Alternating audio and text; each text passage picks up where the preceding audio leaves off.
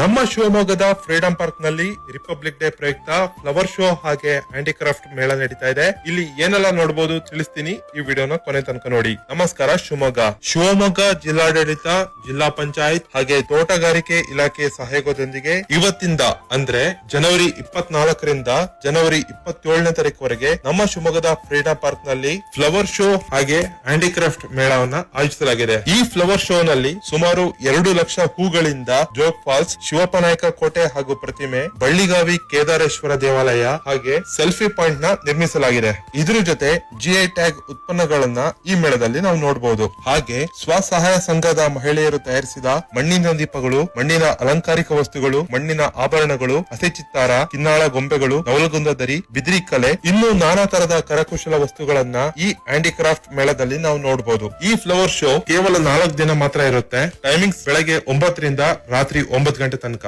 ನೀವು ಕೂಡ ನಮ್ಮ ಶಿವಮೊಗ್ಗದಲ್ಲಿ ನಡೀತಾ ಇರೋ ಫ್ಲವರ್ ಶೋಗೆ ನಿಮ್ಮ ಫ್ರೆಂಡ್ಸ್ ಅಂಡ್ ಫ್ಯಾಮಿಲಿ ಜೊತೆ ವಿಸಿಟ್ ಮಾಡಿ. ಇದೇ ತರದ ಇನ್ಫಾರ್ಮೇಟಿವ್ ವಿಡಿಯೋಸ್ ಗಳಿಗಾಗಿ ನಮ್ಮ ಪೇಜ್ ನಮ್ಮ ಶಿವಮೊಗ್ಗ ವಿಡಿಯೋಗ್ರಫಿ ಪೇಜ್ ನ ಫಾಲೋ ಮಾಡೋದನ್ನ ಮರಿಬೇಡಿ.